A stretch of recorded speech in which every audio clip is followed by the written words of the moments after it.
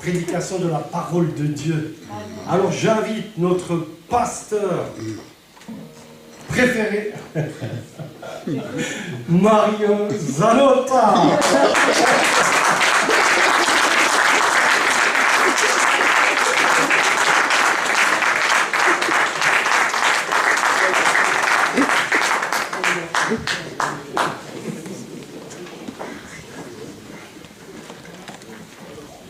C'est toujours un plaisir d'avoir Jean-François à la présidence, hein, parce qu'il a toujours le cœur à l'animation.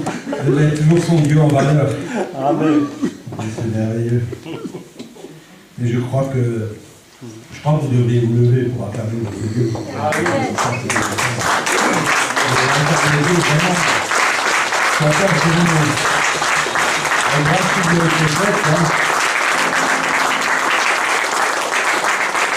On vient après la guitare avec un chant. Il y a un chant? Allons-y.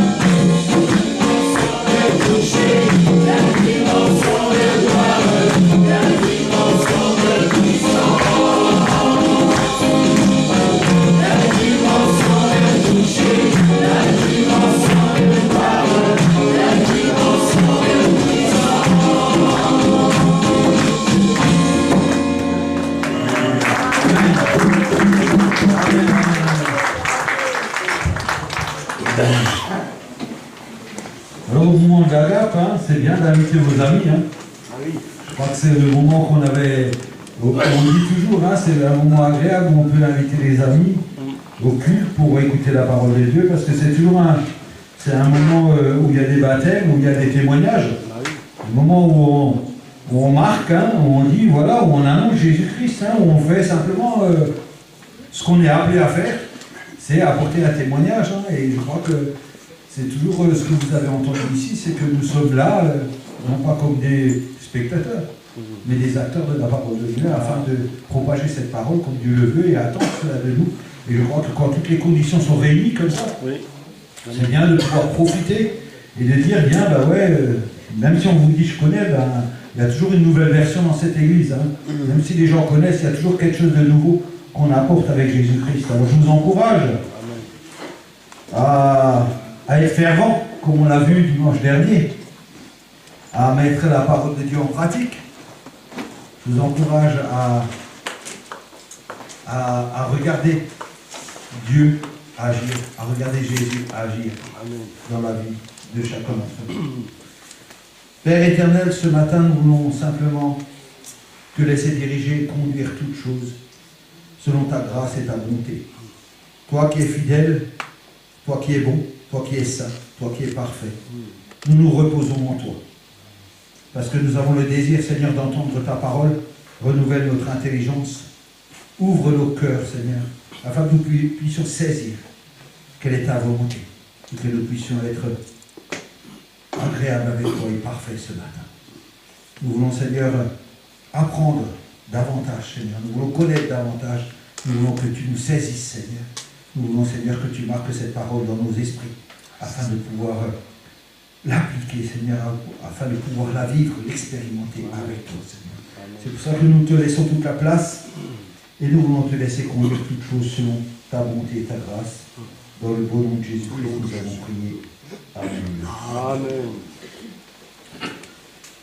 Alors, servir Dieu ou le monde, c'était notre thème mensuel.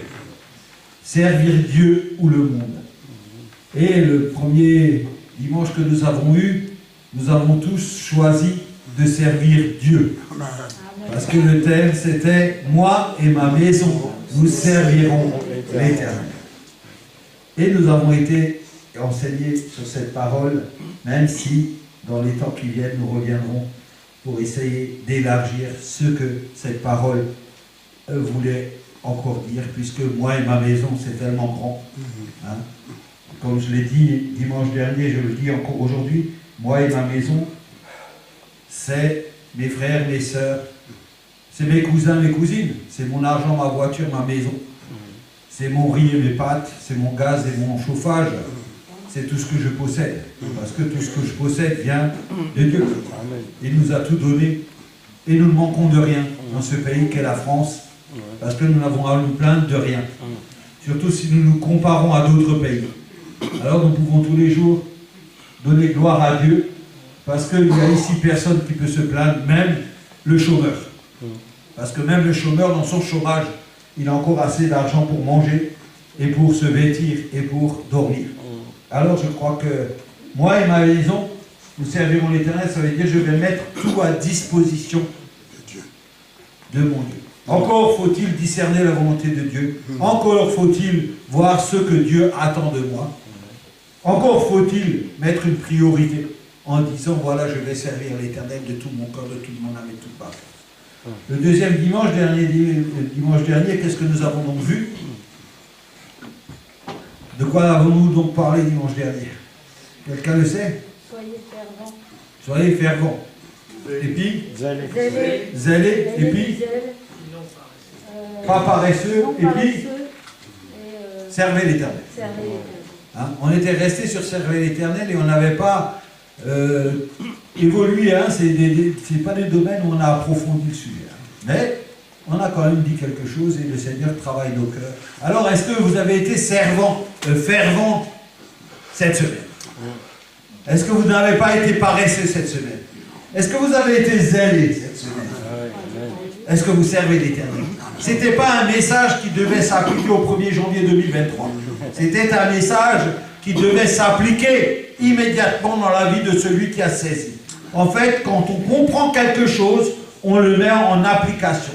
Dès que la chose qu'on a compris, on ne l'a pas mis en application, ça veut dire qu'on ne l'a pas compris. Ça veut dire qu'on l'a juste entendu et qu'on l'a mis de côté. Ça, c'est la vérité. Quand on apprend quelque chose qui est vrai et qui nous manque, nous cherchons toujours à le mettre en application entre eux. Et donc, nous avons appris que pour servir l'Éternel, il faut être zélé. Zélé, on avait dit, enthousiaste, passionné. Et qu'on pouvait tout demander à Dieu, qu'on allait recevoir de sa part s'il nous manquait quelque chose. Et puis aujourd'hui, on va regarder un petit peu, parce que aujourd'hui, on est dans le chemin du service. Hein, on va servir l'Éternel. Qu'est-ce qui va donc nous arriver sur ce chemin pour servir l'Éternel? Vous savez, le tout, c'est pas de vouloir servir toujours l'Éternel. Si on veut, il faut aussi se saisir de tout ce que Dieu nous a mis à disposition. Hein, et de savoir qui on va rencontrer sur ce chemin. Parce qu'une fois qu'on se met au service, on rencontre aussi des situations où c'est pas si facile que ça. Et alors on va essayer de regarder selon ce que le Seigneur nous conduit. Alors on ne va pas commencer par le verset principal, le thème principal. Je vois qu'on donne la parole au prédicateur de plus en plus tard. Je m'inquiète. Parce que le temps rétrécit dimanche après dimanche. Jusqu'à un jour, on n'aura plus le temps de parler. Hein? Mais bon, Dieu est bon, pour autant Dieu est quand même bon. Alors, je voudrais, avant de rentrer dans le sujet principal qui nous préoccupe ce matin, qui sera le Luc 8, versets 27 à 29, mais que nous n'allons pas prendre médiatement, mais nous allons déjà essayer de voir les versets de la semaine qui sont devant nous un petit peu, et on va prendre Matthieu 28, verset 18. Hein. On n'a pas besoin de l'afficher, je l'avais dit, mais Jésus s'étant approché leur parla ainsi, tout pouvoir m'a été donné dans le ciel sur la terre, allez faire de toutes les nations des disciples, les baptisant au nom du Père, du Fils et du Saint-Esprit. Et là, j'ai pris ce verset qui est de la lecture de la semaine pour nous faire comprendre que là, Jésus nous invite à participer. Hein? Il nous invite à participer à son œuvre. Parce que l'œuvre de Dieu, c'est de sauver tout le monde. N'oubliez pas que l'objectif de Jésus-Christ, le seul objectif que Jésus-Christ a, c'est de sauver l'homme. Vous ne devez pas oublier ça, parce que ça doit être le point central de cette activité que vous allez réaliser avec le Seigneur.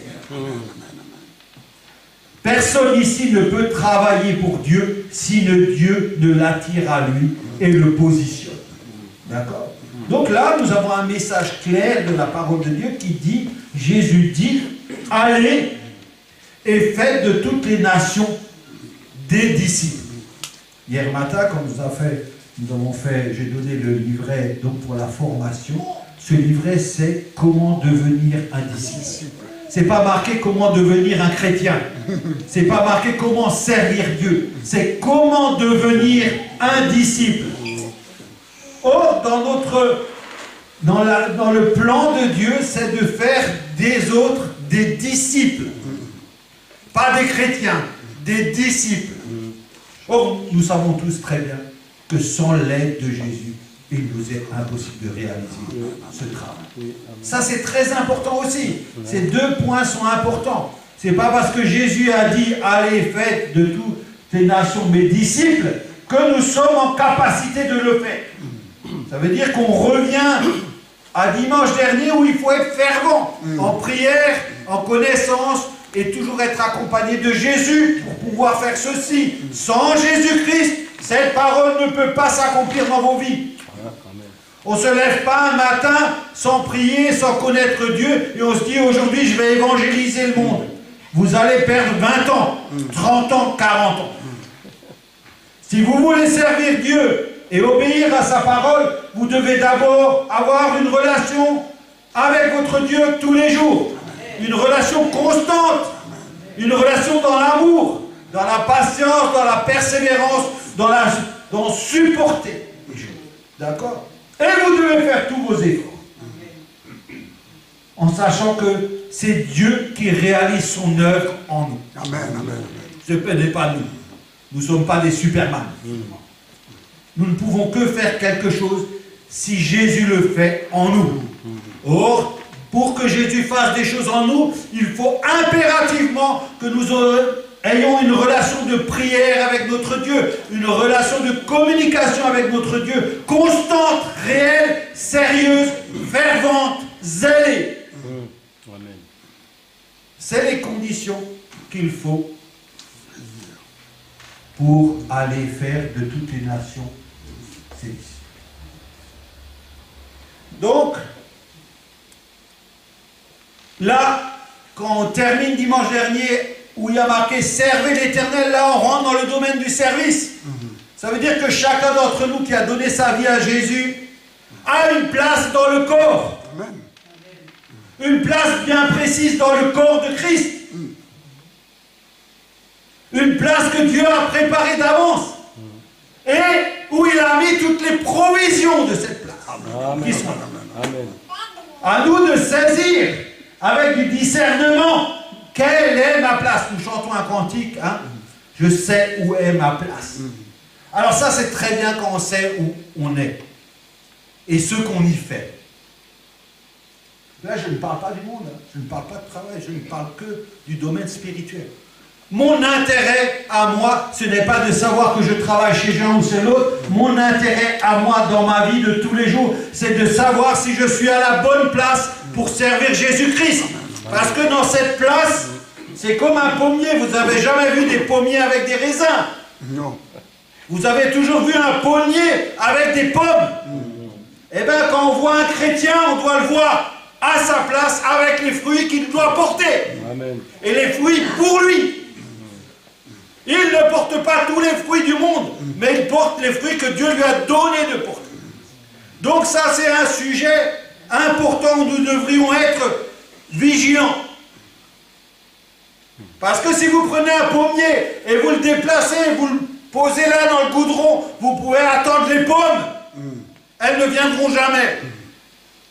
C'est pour ça qu'il y a beaucoup de chrétiens qui s'enfuient des églises, ils vont vadrouiller à droite, à gauche, ils vont découvrir, ils vont se laisser animés par je ne sais quelle sorte d'esprit pour aller faire la volonté de Dieu où eux ils ont décidé. Et comme eux ils ont décidé.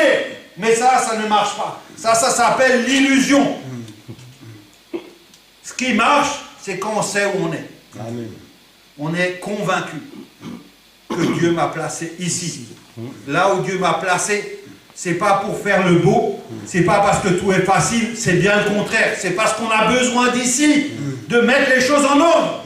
Donc c'est toujours difficile. C'est jamais facile. Si je cherche un coin facile, alors je ne cherche pas la volonté de Dieu. Je cherche ma propre volonté. Parce que je veux me la couler douce pendant les 20 prochaines années. Ça ne doit pas vous effrayer, hein, parce que Dieu est avec nous. C'est Dieu fait tout. Donc, allez et faites de toutes les nations des disciples et baptisez au nom du Père, du Fils et du Saint-Esprit. Et je voudrais rajouter une parole avant de passer, c'est que nous ne sommes pas obligés d'aller en Chine pour annoncer la parole de Dieu. Hein, vous verrez après, quand on va prendre le texte originel dont on va parler, je vais vous faire comprendre qu'il y a des gens qui n'ont pas besoin d'aller visiter tout le monde. Il y a des gens qui sont choisis pour aller voir les Chinois, il y en a pour aller aux Turcs, il y en a pour aller ceux-ci ou ceux-là, je ne sais pas. Mais il y a aussi beaucoup de gens qui sont choisis pour rester ici. Ici à Ilfurt. Parce qu'ici aussi, il y a des gens qui meurent. Amen. Ne croyez pas que là-bas, ils meurent plus qu'ici. L'homme meurt quand il ne reconnaît pas Christ. Et il y en a qui ne reconnaissent pas Christ ici, comme là-bas, comme partout. Hein? Donc, la relation que vous allez avoir avec votre Dieu va vous permettre de savoir qui vous êtes, où vous êtes et ce que vous allez faire. Et ça, c'est très important dans le départ d'une vie. Je n'ai jamais vu quelqu'un partir en vacances sans mettre le plein d'essence dans sa voiture, sans vérifier qu'il avait tout, et surtout avoir une carte pour savoir la destination où il allait. Donc, ça veut dire que quand on est en chemin, et parce qu'on est avec Dieu, on se préoccupe que tout soit en ordre pour aller faire le travail de Dieu. Pourquoi? Pour une seule et bonne raison, afin que tout ça, ça réussisse dans la gloire de Dieu. Parce que la finalité, c'est de glorifier Dieu et d'être dans son plan. Amen. Amen. Amen. Alors, bien entendu, comme je l'ai dit tout à l'heure, et je vais aller un peu vite, comme je l'ai dit tout à l'heure, si je sais où je suis, si je sais qui je suis, et si je sais où je vais préparer mes affaires. Je vais préparer mes affaires. Pour préparer mes affaires, je reviendrai toujours, hein, peut-être je vais vous fatiguer ce matin, mais je reviendrai toujours à la connaissance de la parole de Dieu. Pour savoir qu'est-ce que je dois emmener, c'est marqué dans la parole de Dieu. Donc il faut que j'ai la connaissance, parce que la Bible dira, mon peuple meurt par manque de connaissance. Ça veut dire que sur la route, je ne vais pas mourir. Parce que moi, j'ai la connaissance de la parole de Dieu. Et je connais la parole de Dieu. Je connais ce que Dieu a fait pour moi. Je sais que je suis mort dans ce monde, que je suis ressuscité avec Jésus-Christ, que j'ai reçu une nouvelle identité, que je suis une nouvelle créature, que je n'ai pas un esprit de timidité, de force, mais un esprit de puissance. Je sais que je domine tout le monde parce que je suis avec Jésus. Je sais tout ça, et plus encore. Donc je pars parce que j'ai la conviction. Or, dans la parole de Dieu, il est dit dans Ephésiens 6, verset 13, que vous connaissez tous par cœur, revêtez-vous de toutes les armes de Dieu. Vous les connaissez, vous voulez les lire? Ephésiens 6, on va peut-être juste lire le verset, pour comprendre qu'il n'y a qu'un fou qui part sans se préoccuper de tout ce que Dieu a prévu pour lui. Ça s'appelle un fou. Un mec intelligent, c'est un mec qui se préoccupe de tout ce que Dieu lui a dit d'avance. D'accord? Donc, nous devrions tous nous préoccuper d'avoir les armes de Dieu pour partir. Parce que la réalité de cette vie, c'est que nous allons combattre. Exactement. Nous allons combattre. Nous n'allons pas dans une partie de plaisir. Nous allons vraiment combattre. Peu d'entre vous peuvent comprendre ça. Mais nous allons combattre. Alors vous dites, ah peut-être vous vous êtes dit ce matin, ah Mario, il est en train de nous parler des Chinois et tout ça, nous on est tranquille à Mulhouse, on n'a pas besoin d'aller voir les autres. Mais c'est pas parce qu'on va en Chine qu'on est plus exposé que quand on va là. Hein. Lui il sait, quand on va au bistrot là-bas, on peut se faire casser la figure. Parce qu'il y en a un qui n'aime pas, hein, c'est le midi. Hein. Mais on n'a pas besoin d'aller chinois pour se faire casser la figure. Hein. On peut aller à Elfur. C'est clair. Mais vous savez, il y a des gens, il y en a qui s'énervent là-bas, on peut avoir peur. Hein. Mais si on est armé par Dieu, vous savez qu'on n'aurait pas peur. Hein. Il n'y a rien qui peut nous faire peur. Hein. Mais si on ne le sait pas ça, la première chose qui va arriver, on va s'enfuir. Ah Seigneur, tu n'étais pas là. Où tu étais, Seigneur? Comment ça, Seigneur, tu n'es pas là? Le Seigneur, il a dit, je suis avec toi tous les jours. Mais tu crois cette parole ou tu ne crois pas cette parole? Si Jésus dit, je suis avec toi tous les jours, c'est une garantie. Amen. Personne ne peut te donner une meilleure garantie que celle-ci. C'est une vraie garantie. Donc là, nous voyons, on va faire défiler Laurent, hein, si stress, c'est pourquoi prenez toutes les armes de Dieu, afin de pouvoir résister dans le mauvais jour et tenir ferme après avoir tout surmonté. On a des conseils là. La vie, il y a des mauvais jours dans la vie. Exactement. Il y a des mauvais jours dans la vie. Bien sûr. Hein? Tenez donc ferme, ayez à vos reins la vérité pour ceinture, revêtez la cuirasse de la justice, mettez pour chaussures à vos pieds les bonnes dispositions que donne l'évangile de paix. Ah, j'aime jamais cette version, hein. Parce que dans ce verset, il y a le zèle. Alors après, prenez en toutes circonstances le bouclier de la foi avec lequel vous pouvez éteindre tous les traits enflammés du mal. Ah ben ça, vous voyez, si vous n'avez pas le bouclier, vous allez faire quoi? Le bouclier de la foi, hein?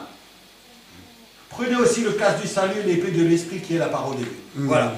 On pourra un jour parler de ça, ce que ça veut dire, comment on les utilise et tout ça. Mais en tout cas, aujourd'hui, pour notre enseignement, c'est simplement de dire que Dieu a mis à disposition pour nous quelque chose. Que nous devons nous emparer, prendre, nous saisir. La parole de Dieu, il faut marcher avec la parole de Dieu. Aujourd'hui, vous l'avez sur le téléphone, c'est très bien. Vous savez, c'est pas mieux qu'avant. On avait la Bible dans la main. Il y en a qui l'ont sur le téléphone, ils pensent que parce qu'ils l'ont sur le téléphone s'ouvre automatiquement et la Bible, elle arrive. Non, non, ça ne marche pas comme ça. Il peut être sur le téléphone et vous ne le voyez jamais, la Bible. D'accord, hein? Donc, je veux dire, on n'a pas évolué, hein, avec le téléphone. Hein. Il faut encore avoir le désir de consulter la parole de Dieu. Hein. Le téléphone tout seul, ça ne suffit pas. Donc, je veux dire par là que, dans le sens général, nous devrions nous préoccuper de connaître bien la parole de Dieu. Amen. Parce que cette parole, elle va intervenir dans notre vie de tous les jours. Amen. Elle va nous apporter des assurances, elle va nous encourager, nous fortifier. Elle va toujours être là pour nous amener à servir l'Éternel. Cette parole, si vous lisez, je ne connais pas le verset, elle est là pour nous instruire. Timothée, cette Bible, elle a une fonction, cette parole. Elle n'est pas là pour être sur l'étagère. Elle n'est pas là pour de temps en temps ouvrir une page. Elle est là pour être utilisée dans votre vie, ce dont elle ne sert strictement à rien. Cette parole que vous avez entre les mains, vous la voyez vivre quand vous la mettez en application. Ça veut dire que quand vous voyez ce qui a marqué dedans et vous l'appliquez dans notre vie, vous allez voir ce qu'est une parole vivante. Or, tant que vous ne faites pas ça, vous ne saurez jamais que cette parole, elle est vivante. D'accord? C'est très important. Ok. Donc, on a des armes. Et alors, on a aussi des choses qui vont nous accompagner. Voici les miracles qui accompagneront ceux qui auront cru. En mon nom, ils chasseront les démons, ils parleront de nouvelles langues, ils saisiront des serpents, s'ils boivent quelques breuvages mortels, il ne leur fera point de mal. Ils imposeront les mains aux malades et les malades seront guéris. Ça veut dire que dans notre marche avec Jésus-Christ tout au long de notre vie, c'est les choses que Dieu a mis à notre disposition à réaliser. C'est pas réservé à une élite de guérir les malades. C'est pas réservé à une élite de faire ceci ou cela. Nous sommes tous appelés à avoir ces manifestations dans notre vie, à chasser des démons. Vous savez que les démons existent? Ouais. Ça existe un démon?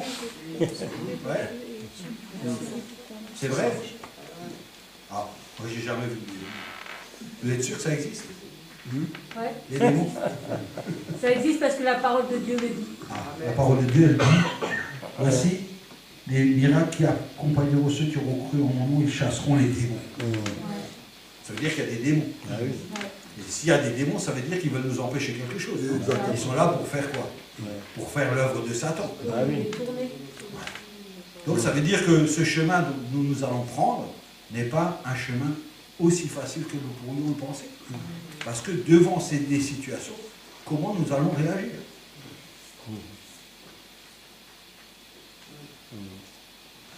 Ce que je vous dis, c'est une vraie réalité de la vie.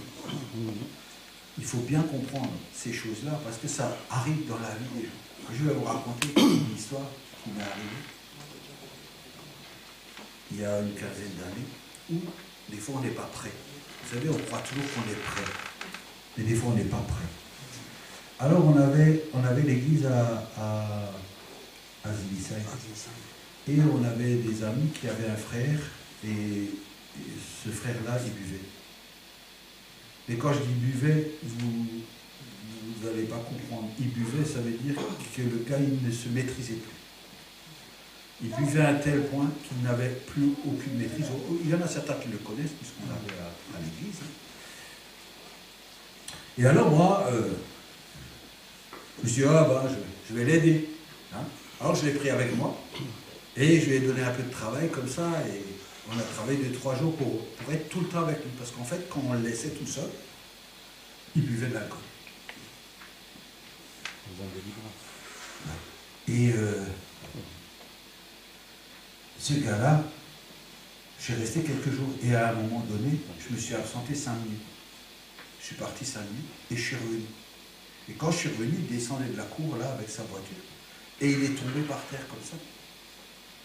Et il s'est ouvert tout le visage comme ça. Donc 5 minutes avant que je le voie, il n'avait pas d'alcool. Il était clair, net et précis. 5 minutes après, il ne tenait plus debout, il est tombé. Parce qu'il a bu 2 bouteilles d'alcool coup sec comme ça. Vous vous imaginez? Et moi, j'ai paniqué. Quand je l'ai vu, j'ai paniqué.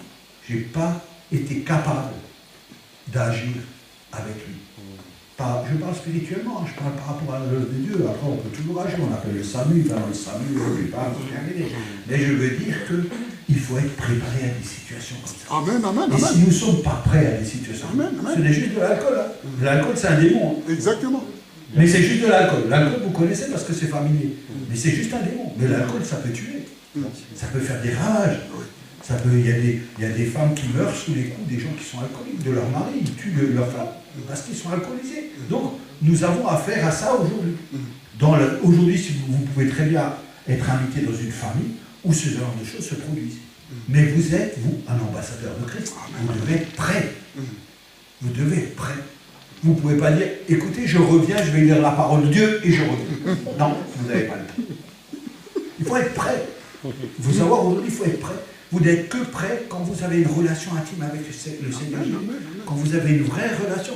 Comme ce matin, ça a été dit, quand vous êtes saint, quand vous respectez la parole de Dieu, alors tout ça, c'est à votre disposition pour réussir et pour glorifier. Donc vous devez comprendre qu'il n'existe pas de chemin où il n'y a pas ça. Amen. Et pourtant, il y a plein qui diront, ouais, ben moi, bon, ok, je vais aller... Vous savez, avec Dieu, on ne peut pas être un malin. On ne peut pas être un malin. On ne peut pas être un malin. Dieu déjoue les plans des malins. Moi, je vous parle avec l'expérience parce que j'ai essayé d'être un malin. Je ne vous les raconterai pas aujourd'hui. Mais moi, j'ai essayé beaucoup de choses avec lui. Mais Dieu, il a toujours pris un orteil et m'a poussé. Ne joue pas, reste là sur le chemin. Arrête de jouer. Parce que Dieu nous remet toujours sur le chemin. Il nous aime de trop. Il nous aime de trop. Amen. Jamais il nous éloigne, il nous rapproche toujours. Il dit, Mario, t'as assez joué, mais non, mets-toi là. La marche. Fais ce que je te dis. Ouais, mais là-bas, la montagne. Non, mais pas à la montagne. Non, mais je vais faire le tour. Tu sais, dans la vie, il y a des gens qui faisaient le tour de la montagne. Là, j'ai compris que la bonne solution, c'est de faire le tour de la montagne. Non, tu vas monter sur la montagne. Et que tu veuilles ou pas. Et vous rigolez là, mais souvent on est comme ça. Et même inconsciemment, on est comme ça. Parce qu'on refuse. Moi, je vous le dis comme ça, un peu sur le ton de la plaisanterie. Mais en réalité, on est comme ça. Dieu nous montre, ah non, mais j'ai pas vu la volonté de Dieu, c'est pas la volonté. Non, mais non. Alors, pendant que vous dites ça, Dieu vous dit, c'est ça la volonté. Non. Moi, je vais aller par là. Nous sommes tous pareils. Nous sommes tous pareils. Ne croyez pas que nous ne sommes pas tous pareils. Quand il y a des difficultés dans la route, ça, c'est quand on est fervent, on ne part pas à droite, à gauche, on comprend. Vous voyez, comme l'apôtre Paul a dit, moi, je vais servir Christ et Christ ressuscité. Et que ça. Il n'avait pas d'autre idée dans ça. Quand vous êtes fervent pour Dieu, vous n'avez que Jésus en tête. Vous n'avez pas autre chose. C'est pour ça que je vous dis, je vous encourage toujours à être dans la parole de Dieu. Parce que quand vous êtes dans la parole de Dieu, toute la journée, vous êtes avec Christ, on ne peut pas vous déstabiliser. Vous savez que vous marchez. Et c'est à ce moment-là que Dieu vous utilise. C'est à ce moment-là que Dieu nous utilise parce que, vous savez, Dieu ne tombe pas par terre. Quand il utilise quelqu'un, il donne tous les moyens. Parce que Dieu n'a pas honte. Dieu n'a pas la honte. On ne peut pas partir avec Dieu et Dieu a la honte. Non. Quand on part avec Dieu, Dieu a la gloire. Pas la honte. Il n'y a pas à Dieu. Donc, nous devons savoir que quand nous partons avec Dieu, la réussite, elle nous accompagne. Même si on se voit, on se regarde tout faible, mais nous avons la réussite. Tout le temps. Tout le temps. Mais si nous faisons comme Pierre, au moment de gagner, on regarde le monde, alors on coule. Hein? Le doute ne fait pas partie de notre vie. Hein? Le doute ne fait pas partie de notre vie. Il ne fait plus partie de notre vie. Nous n'avons plus aucun doute. Vous savez, les gens qui doutent, c'est les gens qui veulent obtenir quelque chose de Dieu, ils ne l'obtiennent pas, alors ils disent, ah notre Dieu n'existe pas. Mais essaie d'obtenir ce que Dieu veut, tu vas voir, tu vas le recevoir. Et là, tu ne douteras plus. Tu sauras qu'avec Dieu, ce qu'on demande, on le reçoit. Donc, ok, on a vu ces quelques versets pour simplement montrer que quand on se met au service de Dieu, quand on est disponible, je le dis, alors je vais le dire de deux façons. La première façon, c'est que nous ne pouvons pas servir Dieu si Dieu n'a pas décidé qu'on le sert. Ça, c'est la première chose. Donc, chaque fois dans votre vie que vous allez servir Dieu, avant de servir Dieu, vous devez remercier Dieu parce qu'il vous a appelé à son service. Parce que c'est un honneur. C'est un honneur de servir Dieu, l'Éternel, le Tout-Puissant. C'est pas une contrainte. Non, c'est pas un poids, c'est un honneur. Je ne connais pas de mot, si j'avais un mot plus haut, j'utiliserais un mot plus haut. Mais c'est un honneur d'être au service de Dieu. Alléluia. Ça, c'est avant de commencer à travailler. Parce que c'est un honneur, parce que c'est Dieu. Hein? Dieu, le Tout-Puissant que nous allons servir. Ah, Dieu, il a vu Marion dans sa misère, il l'a pris pour le mettre au service. Quel honneur! Quel honneur! Et vous verrez après, quand je vous parlerai du texte qu'on va voir en deuxième position, vous allez comprendre. Oui, on va prendre le temps. Et vous allez comprendre que dans la Bible, il y a des gens qui ont compris que Dieu fallait le mettre à l'honneur avant de travailler avec lui. Quand tu marches, toi, quand tu marches, c'est ça le problème des chrétiens. C'est quand tu marches, tu ne sais pas avec qui tu marches. Tu peux marcher la tête haute et être fier et déterminé parce que tu marches dans la gloire de Dieu. Amen. Ça, c'est notre identité que nous avons obtenue de Dieu. Nous n'avons pas la même identité que les autres.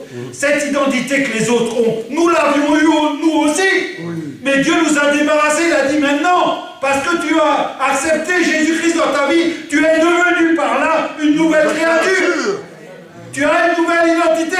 Tu ne marches plus dans le noir. Tu vis déjà dans le royaume de Dieu. Alléluia. Oh, mais qui vient se battre contre la muraille du royaume de Dieu? Qui? Un fou. Voilà ce que nous possédons. Voilà ce que nous possédons.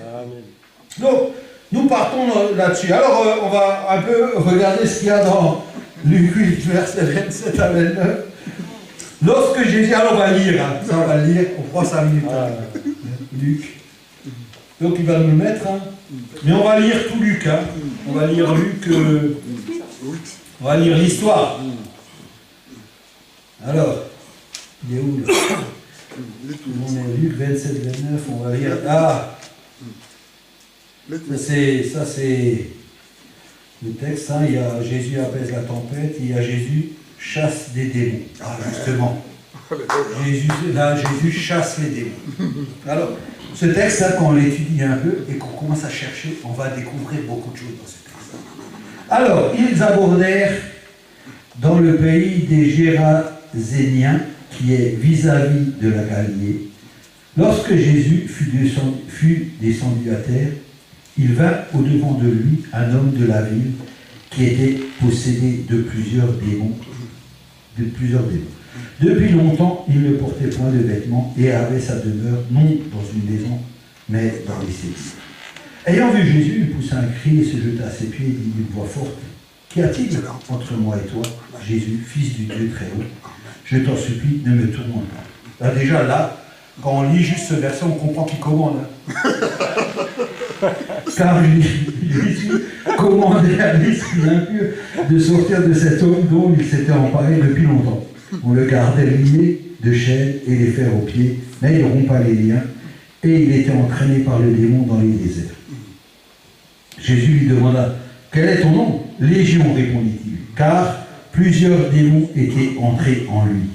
Et il priait instamment Jésus de ne pas leur ordonner d'aller dans l'abîme. Et il y avait là, dans la montagne, un grand troupeau de pourceaux qui paissaient, et les démons supplièrent Jésus de leur permettre d'entrer dans ces pourceaux, et il leur permit. Les démons sortirent de cet homme, entrèrent dans les pourceaux, et le troupeau se précipita dans les pentes escarpées, dans le lac, et se noya. Ceux qui les faisaient paître, voyant ce qui était arrivé, on voit quand même que quelqu'un a vu quelque chose. C'est pas en secret. Il y a quelque chose quelqu'un a vu quelque chose. Et ceux qui les faisaient paître, ceux qui étaient arrivés s'enfuirent et répandirent la nouvelle dans la ville et dans les montagnes, dans les campagnes. Les gens allèrent voir ce qui était arrivé, ils vinrent auprès de Jésus et ils trouvèrent l'homme de qui étaient sortis les démons, assis à ses pieds, vêtu, et dans son bon sens, et ils furent saisis de frayeur. Ceux qui avaient vu ce qui s'était passé leur racontèrent comment le démoniaque avait été guéri. Tous les habitants du pays des Géraséniens prièrent Jésus de s'éloigner d'eux, car ils étaient saisis d'une grande crainte. Jésus monta dans la barque et il s'en retournant.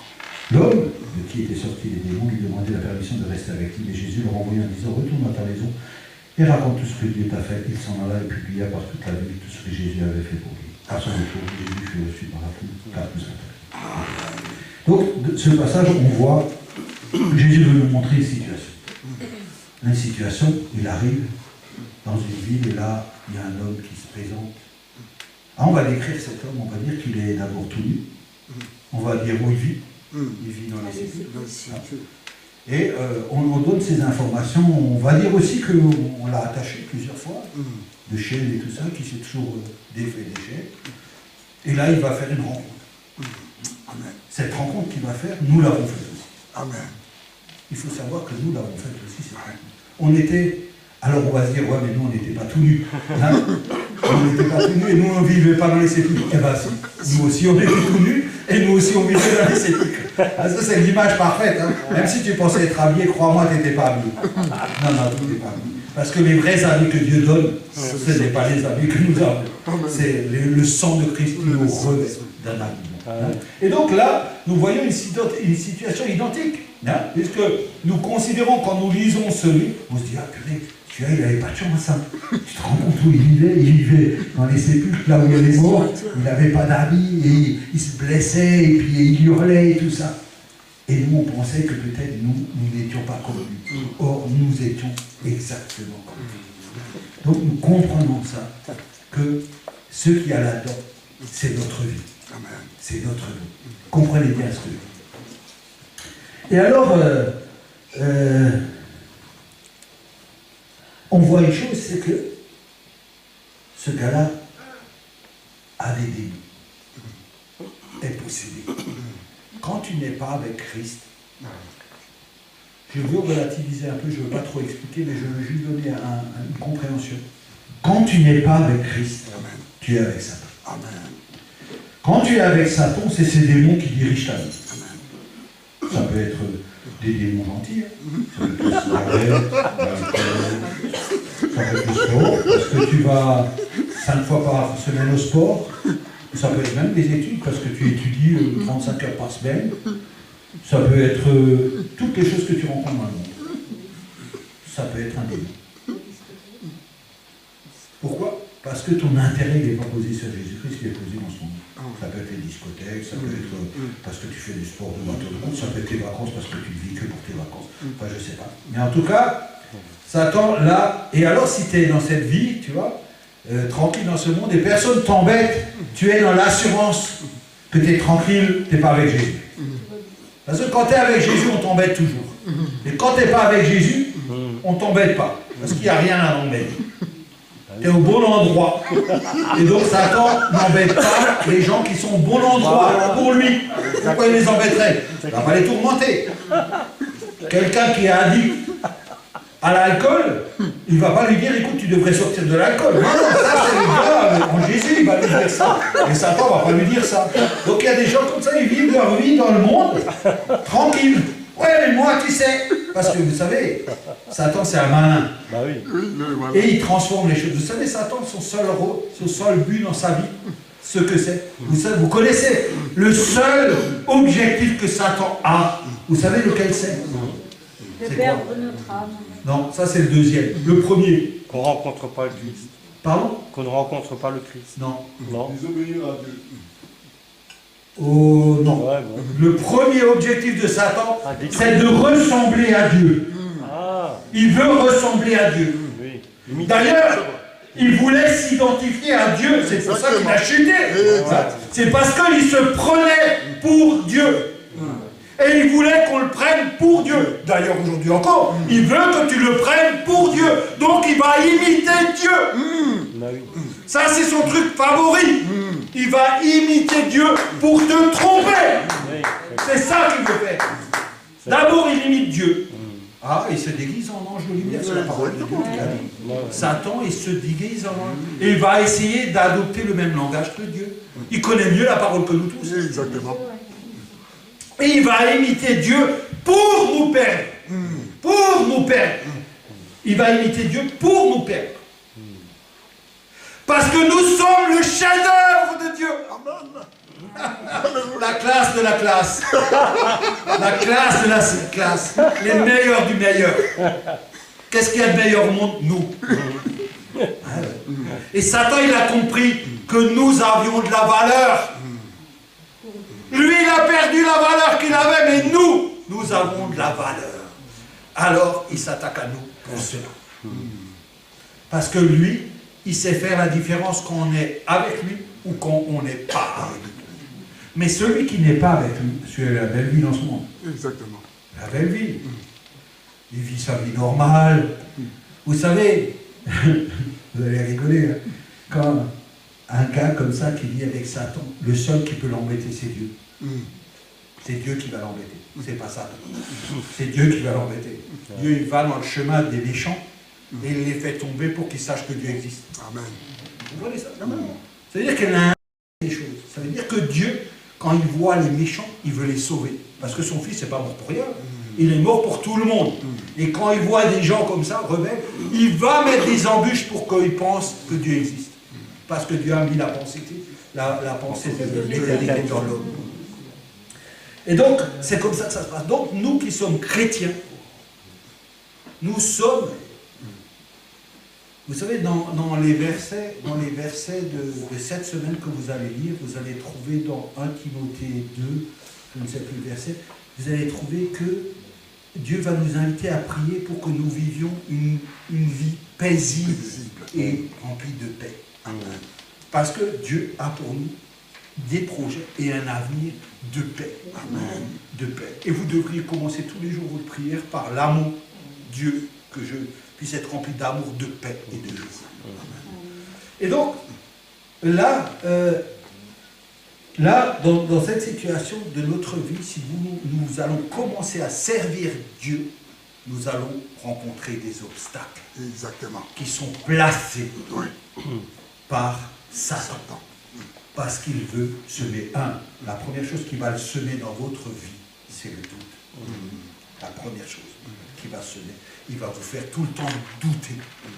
Parce que c'est son travail favori. Parce qu'il va imiter Dieu.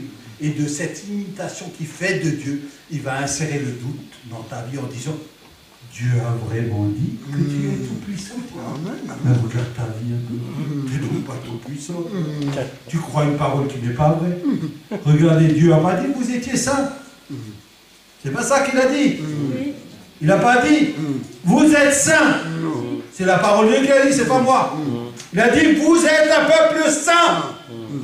Personne n'a compris pourquoi Dieu a dit ça. Tout le monde se regarde et dit ah non, je me regarde comme ça. Ah non, Dieu, tu t'es trompé, moi je suis pas ça. Alors, à ce moment-là, Dieu devient menteur. Parce que Dieu a dit, vous êtes un peuple saint. Il a aussi dit, soyez saints. Il a aussi dit, soyez saints. Mais tout le monde n'a pas compris qu'est-ce qu'il voulait dire quand il a dit, vous êtes un peuple saint. Ça veut dire que sachant que tu es saint, tu devrais te comporter comme tel. C'est ça qu'il veut dire. Il dit, comme tu es saint, maintenant que tu es saint, fais tout pour être saint. Tu dois te comporter comme un saint. Ça veut dire que quand quelque chose arrive dans ta vie, tu dis, ah non, moi je ne peux pas faire ça. Je suis saint. Amen. C'est ça que ça veut dire la parole de Dieu. Ça ne veut pas dire qu'il a claqué les doigts et dit, ah maintenant tout le monde est saint, c'est bon. Allez, faites tout ce que vous voulez, mais vous êtes saint. Non. Tu es saint, donc tu devrais tous les jours te lever et dire aujourd'hui, Dieu a dit que j'étais saint, tout ce qui n'est pas saint, je le fais. Amen. C'est ça que ça veut dire. Ah oui, amen. C'est pas à l'inverse. Ok, je m'éloigne là. Donc, on revient. Non, on ne peut pas prêcher ici en une heure, c'est pas possible. Il faut qu'on se détende. Donc, je reviens. Donc, quand nous allons servir l'Éternel, nous allons trouver des obstacles. Je voudrais vous dire d'abord que tous ces obstacles que nous allons trouver, pour nous chrétiens, ce n'est rien. Ils sont tous franchissables. Amen. Tous. Il n'y en a pas un qui peut nous stopper. Pas un. Vous verrez les histoires avec Samson, avec Gédéon, avec Ruth, avec Esther, avec Job, avec David. Vous allez voir toutes ces histoires que la Bible nous raconte. Ces gens-là, ils ont déplacé des montagnes.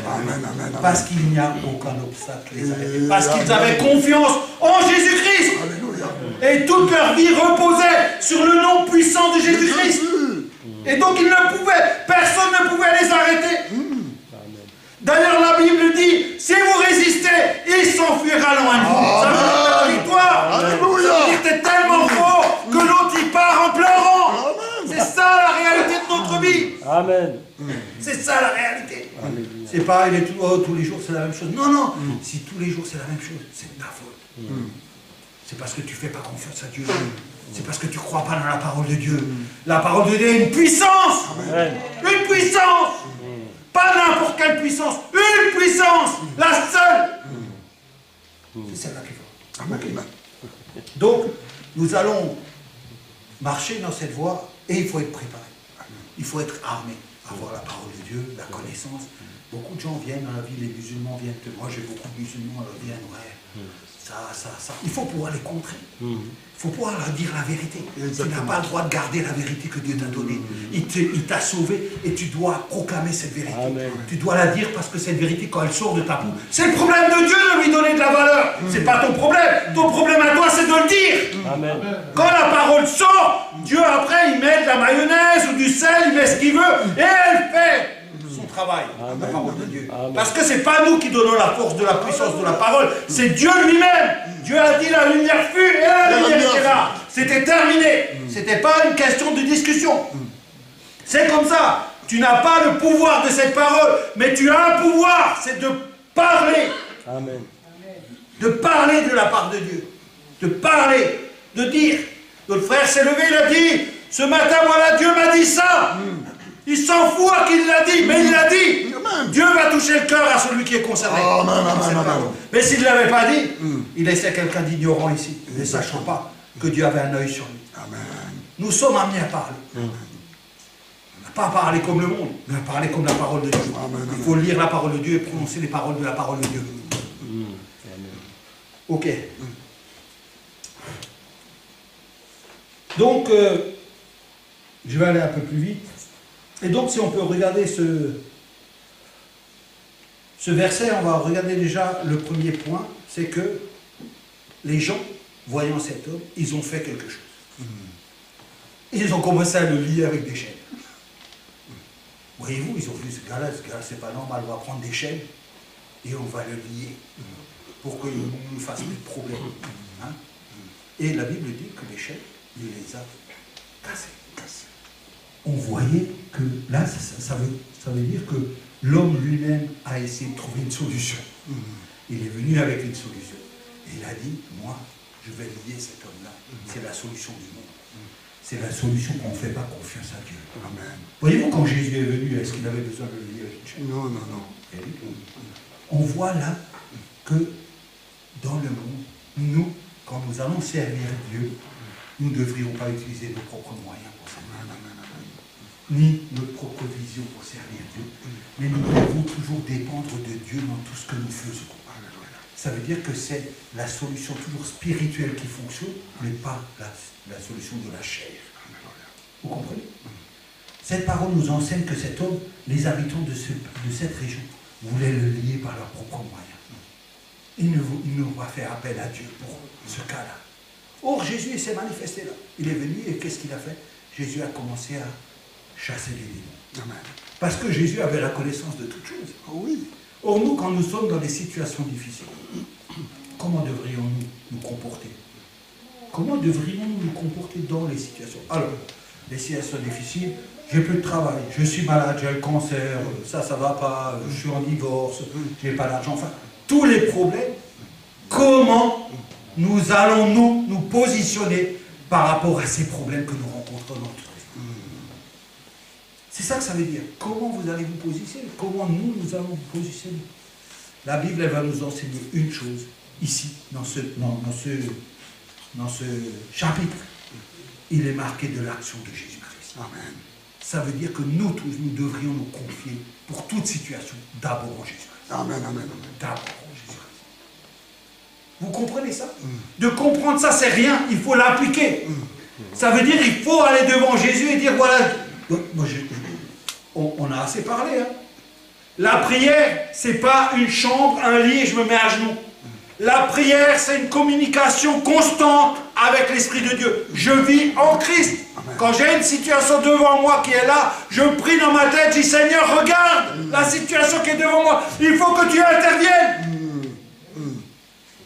Tu dis pas à Dieu, ah Seigneur, il faut que tu interviennes tout de suite. Tu n'es pas le maître de Dieu.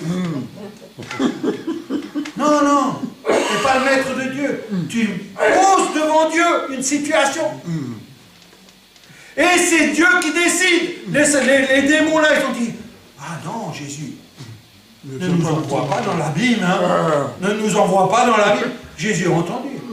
Allez, on va vous envoyer dans les pourceaux, là. Il va les envoyer dans les pourceaux. Il ne les a pas envoyés dans l'abîme. Ils ont supplié Dieu.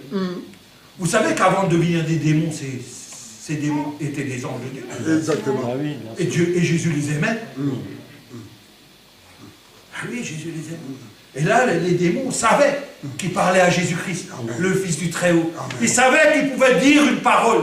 Ils savaient ça, eux, ils savaient. Eux, ils connaissaient ce Jésus. Il dit à Jésus, on sait qu'il est bon, on sait qui est Jésus.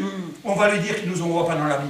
On va lui demander qu'il nous fasse grâce, qu'il nous envoie dans les poursuites. Qu'est-ce que Jésus a fait? Il leur a fait grâce. Exactement. Il leur a fait grâce. Vous pouvez dire ce que vous voulez, il leur a fait grâce. Il a dit, bon, ok, allez dans les poursuites. Amen. Voyez-vous? Il faut comprendre comment on agit avec Jésus. Avec Jésus, vous savez, Jésus, avant qu'il t'arrive quoi que ce soit dans ta vie, tu sais que Jésus est au courant. mais oui, évidemment. Tu sais pourquoi? Parce que l'œil de Dieu, il est sur ta vie. Amen. Tu sais que Jésus te voit partout où tu es. Il sait ce qui t'arrive, il sait ce que tu fais. Tu sais ça. Mais est-ce que tu le sais seulement dans l'arrière du cerveau, là? Ou est-ce que ça vit en toi? Ça transpire en toi? Moi, je ne sais pas. Quand il m'arrive quelque chose dans la vie, Jésus, tu as vu? Tu savais que ça allait m'arriver. Ah oui. Ah, je ne lui dis pas, Seigneur, s'il te plaît, enlève-le de ma vie. Non, non, je dis, Seigneur, c'est bien que c'est arrivé parce que tu dois me dire quelque chose. Tu l'enlèveras quand j'ai tout compris. Ne faisons pas des prières inutiles qui ne servent à rien. Ça ne sert à rien. Si tu es malade, ça ne sert à rien. Demande à Dieu pourquoi tu es malade, pour réagir, pour faire quelque chose. Mais quand tu es malade, Dieu a vu que tu es malade. Job, quand Job il a eu l'ulcère, Jésus savait qu'il avait un ulcère. Non? C'était Gédéon qui a eu les yeux Job crevés. aussi avait des ulcères. Et Gédéon, il n'avait pas les yeux crevés, c'était Samson. Non, c'est Samson, hein. Samson. C'est Samson, hein, quand on lui a crevé les yeux. Ouais. Il était sur les colonnes du temple. Là. Ouais. Et il a dit, Il a Seigneur, redemandé donne-moi la la dernière fois Voilà. la fois. Dieu a exaucé la Il a prière. donné. Exactement. Il a exaucé la prière. Ça veut dire que ce Dieu-là, il a la possibilité d'exaucer ta prière. Amen. Il peut exaucer ta prière. Tu comprends? Tu n'es pas un inconnu devant Dieu. Tu fais partie du royaume. Quand on fait partie du royaume, on a tout ce qui dépend de ce royaume à disposition. Tout. Amen. Tu fais partie du royaume de Dieu. Donc quand tu pries, la prière, Dieu l'a entendue. Et Dieu ne croit pas que si la réponse n'arrive pas maintenant, que Dieu n'a rien entendu. Amen. Persévère toujours à implorer la grâce de Dieu. Persévère et laisse la liberté à Dieu d'agir comme il veut. Et Quand tu le veux. sois patient. Tu vis dans le temps. Dieu ne vit pas dans le temps. Nous vivons dans le temps. Dieu ne vit pas dans le temps. Laisse-lui le temps d'agir comme il a. Donc, on y va plus vite. Hein. Et donc là, on va découvrir qu'il est tout nu. Hein. Qui était tout nu aussi? Qui est cet tout nu? Vous connaissez la parole de Dieu? Adam était tout nu aussi, hein, il s'est caché, hein. Lui aussi il était tout nu. Hein. Et, Dieu a revêtu hein. Adam. Hein. Mais là aussi, hein, quand les gens ils viennent voir cet homme-là qui a été délivré, parce que Jésus l'a délivré, hein, on est bien d'accord. Ça veut dire que si Jésus a délivré lui, il nous a aussi délivré à nous. Amen. Ça veut dire que quand on observe la délivrance, on voit que quoi? Cet homme qui était agité, qui était perdu, qui criait, qui se faisait mal et tout ça, il était dans son bon sens. Amen. Amen. On est dans son bon sens quand, vous voyez, le symbole est fort, Ouais. quand on est à côté de Jésus. Amen. On est dans son bon sens, quand on est avec Jésus. Quand tu n'es pas avec Jésus, tu Tu n'es ne pas pas dans un bon sens. C'est clair. Tu es dans ton bon sens quand tu es avec Jésus. C'est ça qu'il faut que tu comprennes. Or, si tous les jours tu es avec Jésus, tu es tous les jours dans le bon sens. Tous les jours tu es habillé d'une robe blanche. Tu sais que cette robe blanche que tu as, Jésus peut la montrer à n'importe qui dans le monde sans que tu le saches. Jésus fait ce qu'il veut. Tu es dans ton bon sens. Et alors, qu'est-ce qui se passe?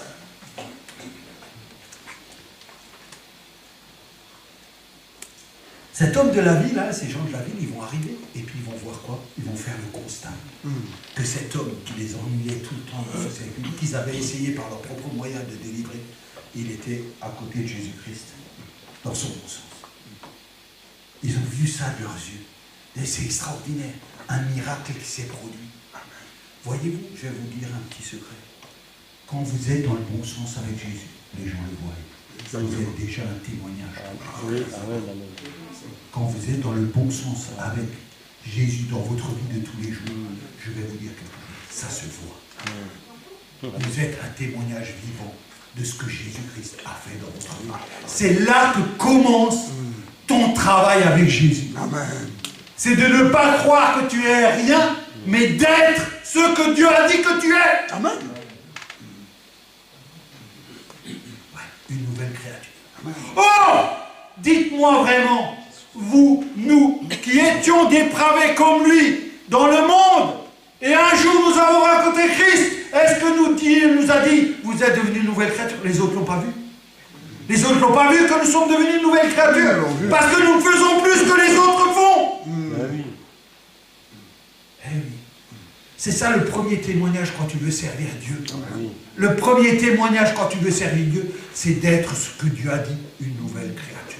Or, si tu es une nouvelle créature, tu es un témoignage vivant de l'œuvre que Dieu a fait. Amen. C'est ce qui s'est passé là. Les gens, qu'est-ce qu'ils sont? Ils sont venus, ils ont vu quoi? Ils ont vu une nouvelle créature. Un homme dans son bon sens. Un homme vêtu de Christ. Un homme libre. C'est ce qu'ils ont vu. Amen.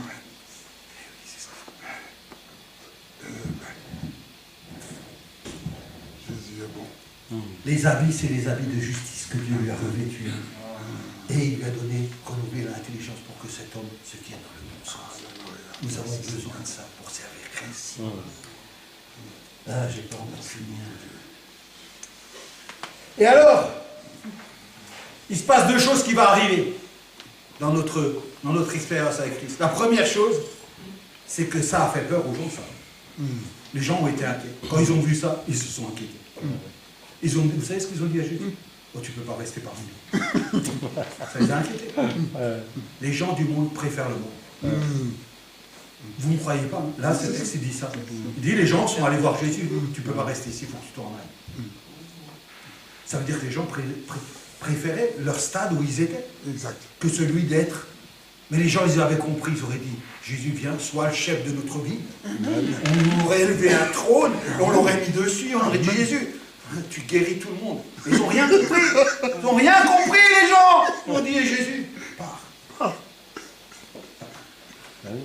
Ça, c'est ce qu'on va rencontrer dans la vie. C'est les obstacles, les murs des gens qui ne voudront pas écouter la parole de Dieu.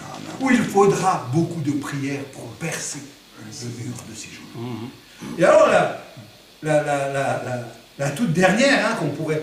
J'explique pas trop, parce que je vais un peu vite. Je m'excuse.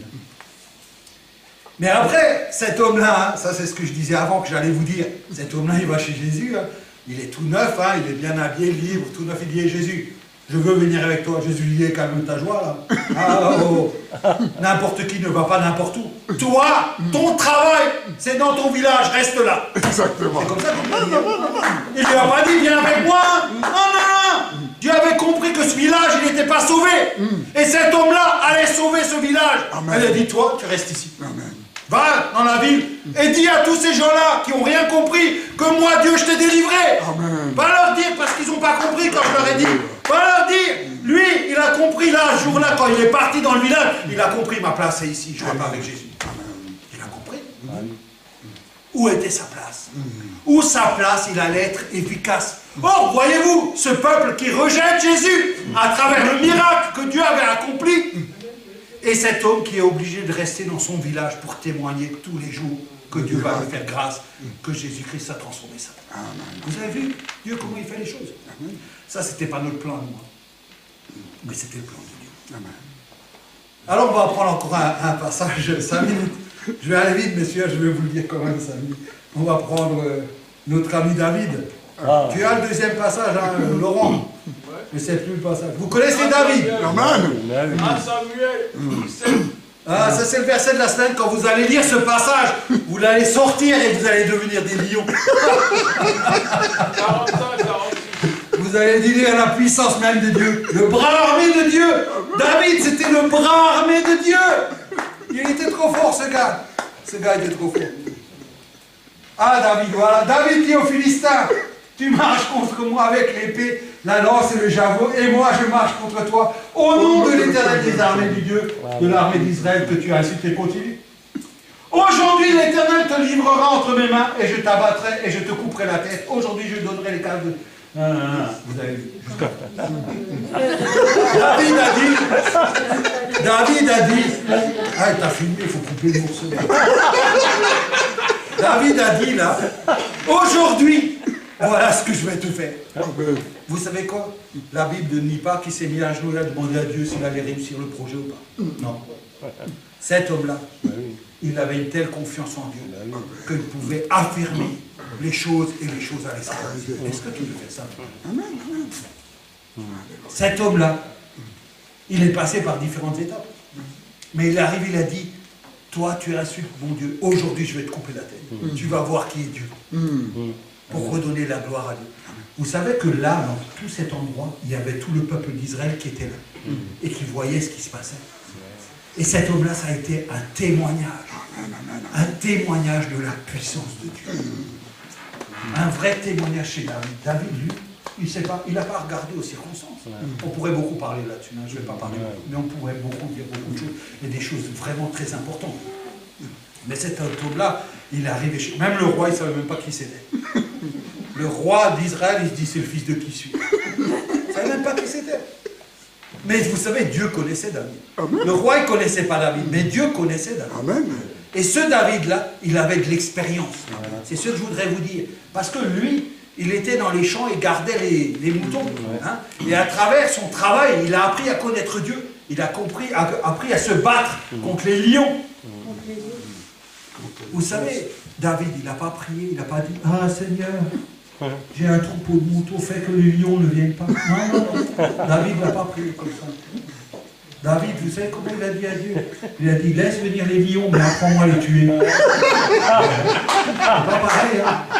Ah, mais c'est pas pareil. Vous savez, moi, vous rigolez parce que bon, c'est peut-être un peu sur le ton de la plaisanterie. Mais c'est pas du tout plaisant de la plaisanterie. Hein. Il y a plein de gens qui évitent de faire la volonté de Dieu parce qu'ils ne veulent pas se confronter à cette réalité.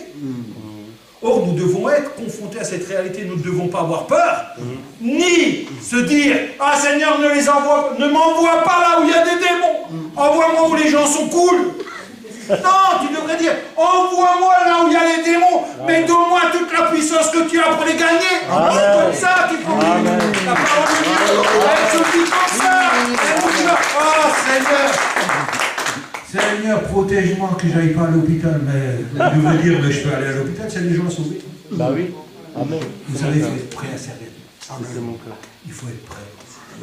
David, lui, il a été prêt. Il est arrivé dans ce peuple, tout le monde le regardait. Vous savez, David, vous l'avez vu déjà, David? Vous ne l'avez jamais vu, hein? Jamais vous l'avez vu physiquement, David? Jamais. La Bible, elle va dire comment il était. C'était un garçon qui était très beau. Très, très beau. Si ce n'était pas le plus beau. Dieu avait choisi un garçon beau. Un petit comme ça. Un petit, peut-être, il mesure à ce moment-là déjà 2,50 m. Avant, on était dans le monde des grands. Des très grands. Alors lui, il devait mesurer, bon, on va dire, allez, il était petit. La Bible dit qu'il était petit, mais que il était beau. Et ce gars, ce petit et beau gosse, je vais vous dire, il n'avait rien à faire en face de Goliath avec ça. Mais rien à faire là. Rien. Quand les gens le voyaient, ils se disaient, qu'est-ce qu'il fait là? Un beau gosse comme ça, avec une lance devant un mec de 3 mètres. Voyez-vous? Ce gars-là, il est allé dans la tente du roi, il a dit, écoutez, si vous avez tous peur, moi je vais y aller.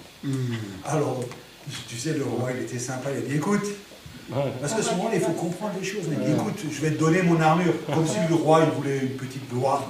Tu as gagné, mais c'est grâce à l'armure. Alors, David, il ne voulait pas le blesser, il a essayé l'armure. Et comme il était petit, il y a l'armure qui tenait tout seul dedans. Alors, il a dit, bon, je vais enlever l'armure. Il a enlevé l'armure du roi, il l'a jetée, et il a dit, moi je vais y aller sans armure. Et il va devant Goliath et il lui dit, voilà, Toi, tu as insulté Dieu parce que tu as insulté Dieu. Je vais te montrer qu'il y a un Dieu dans ce peuple d'Israël. Et ce Dieu-là va me donner la victoire. Je vais te montrer la tête. Et il me couper la tête. C'est comme ça que ça marche dans la vie des chrétiens. Amen. C'est comme ça vraiment. Vous rigolez, mais c'est comme ça que ça marche dans la vie.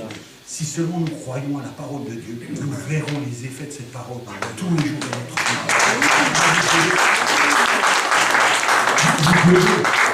Nous devons tous avoir cette réalité dans notre vie que Dieu est tout-puissant, qu'il veut que nous soyons à son service. Et il veut que nous ayons confiance. Moi j'aime bien Jean-François quand il dit, lui, il a pardonné, il va là-bas, il dit, voilà, Jésus est là. C'est pas son problème. Vous savez, j'aime ça parce que c'est le problème de Dieu. Amen. Lui, il ne regarde pas les problèmes. S'il regardait les problèmes, il resterait à la maison. Ouais, ça va. Mais il ne regarde pas les problèmes. Il dit, bon, je vais aller là-bas dans ce restaurant. Il n'est pas d'accord, lui, je vais quand même lui dire que Dieu est vivant. Amen. Amen. Mais après, si l'autre, il prend une bière pour lui jeter dans la tête, ça, c'est plus son problème. Hein. Non. Ça, c'est la parole de Dieu qui doit s'accomplir là, à ce moment-là. Et je vous garantis que la parole de Dieu, elle s'accomplit à ce moment-là. Amen. Ah, ça, c'est sûr et certain. Ah, oui. Il n'y a aucun doute, comme David avait dit qu'il n'y avait aucun doute que la tête allait être coupée, il n'y a aucun doute que dans ta vie, quand tu mets ces paroles en application et quelqu'un te cherche des noises, Dieu arrête. Amen. Parce qu'il est le Tout-Puissant. Qui peut lever la main contre le loin de l'Éternel? Personne. Donc vous devez être encouragé, fortifié et être assuré de la présence de Jésus.